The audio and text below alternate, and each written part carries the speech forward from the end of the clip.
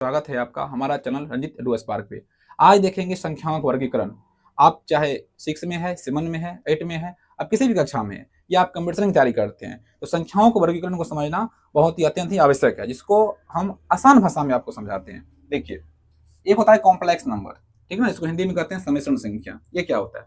वास्तविक संख्या और काल्पनिक संख्याओं के समूह को हम क्या कहते हैं? सम्मिश्रण संख्या कहते हैं। जो 2 + 3i या a + bi के रूप का होता है। ये i क्या है, आगे समझाते हैं।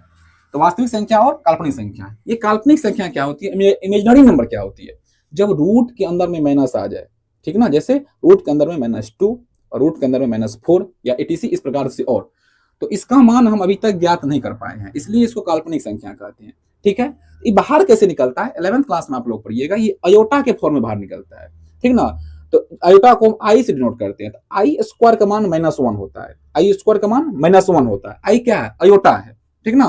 तो रूट के अंदर -4 आ जाए, इसका मान हम ज्ञात नहीं कर सकते हैं, लेकिन अयोटा के फॉर्म में बाहर आता है, इसका मान हो जाता है 2i। आई क्या है? अयोटा है, जिसका मान अभी हम पता नहीं है। और आई का मान पता हो जाए तब तो ये काल्पनिक संख्या रहेगा नहीं, ये वास्तविक संख्या के समूह आ जाएगा। लेकिन जब आई का मान ही नहीं पता, इसलिए काल्पनिक संख्या है, इमेजिनरी नंबर है। ठीक है, तो सिंपल इतना ध्यान रखेंगे, काल्पनिक संख्या क्या है? रूट के अंदर में यदि माइनस आ जाए तो उसको हम कह देंगे काल्पनिक संख्या। ठीक है, इसको यहीं सीमित करेंगे। अब आएंगे वास्तविक संख्या पे, जहां से आपको हर एक एग्जाम में सवाल इधर से बनता है। ठीक है, जैसे वास्तविक संख्या क्या होती है, रियल नंबर क्या होती है? रियल नंबर क्या होती है? परिमेय संख्या और अपरिमेय संख्याओं के समूह को क्या कहेंगे? वास्तविक संख्या। ठीक है, वास्तविक संख्या। अभी परिमेय संख्या क्या होती है, अपरिमेय संख्या क्या होती है? परिमेय संख्या क्या होती है? जिसको p/q के रूप में हम लिख सके, q बराबर 0 नहीं हो, p तथा q दोनों पूर्णांक हो। ठीक है, ध्यान दीजिएगा, परिमेय संख्या किसको कहेंगे? जिसको p/q के रूप में लिख सके, q बराबर 0 नहीं हो, अर्थात q यहाँ पर नीचे में है, नीचे मतलब हर में है, हर में 0 नहीं होना चाहिए। अंश में 0 हो भी सकता है, नहीं भी हो सकता है, लेकिन हर में कभी भी 0 नहीं होना चाहिए। 0 के अलावा कुछ भी हो जाए, ठीक ना, लेकिन वो दोनों पूर्णांक हो, p तथा q दोनों पूर्णांक हो, इसको हम कर देंगे परिमेय संख्या। अपरिमेय संख्या क्या होता है? जिसको हम p/q के रूप में नहीं लिख सकते हैं, जैसे √2 पाई, या यहाँ देख लीजिए 0.7, 6, 5, 3, इस प्रकार से अनेक प्रकार की संख्या आते रहेगा, जिसको ये शांत ही नहीं होगा और अलग अलग प्रकार की संख्या आते रहेगा। ठीक ना, इसको हम क्या कर देंगे? अपरिमेय संख्या। इसको p/q के रूप में नहीं लिख सकते हैं, इसको भी नहीं लिख सकते हैं, इसको भी नहीं लिख सकते हैं, इसलिए अपरिमेय संख्या। पाई का जो मान लेते हैं ना 22/7 या 3.14, वो लगभग मान है, ठीक ना। पाई अपरिमेय संख्या है, लेकिन 22/7 लगभग मान है, 22/7 परिमेय हो जाता है। ठीक है, यहाँ देख लीजिए। अब फिर परिमेय संख्या को दो भाग में बांटते हैं, एक को कहते हैं पूर्णांक संख्या, एक होते हैं भिन्न संख्या। ये पूर्णांक संख्या क्या है? जो पूरा पूरा हो संख्या रेखा पे, जैसे यहाँ देख लीजिए 0, -1, -2 इधर बढ़ेगा नेगेटिव में, यहाँ पे 1, 2, 3 पॉजिटिव में इधर बढ़ेगा। ये सारा जो है, चाहे पॉजिटिव में हो, चाहे नेगेटिव में हो, चाहे 0 हो, सब अपने आप में पूरा है। 1 भी अपने आप में पूरा है, 2 भी अपने आप में पूरा है, -2 भी अपने आप में पूरा है, इसलिए पूर्णांक संख्या है। ठीक ना। अब भिन्न क्या होती है? पूर्णांक संख्या समझ गए, संख्या रेखा पर पॉजिटिव में, नेगेटिव में और 0, इस सभी क्या कहेंगे? पूर्णांक संख्या कहेंगे।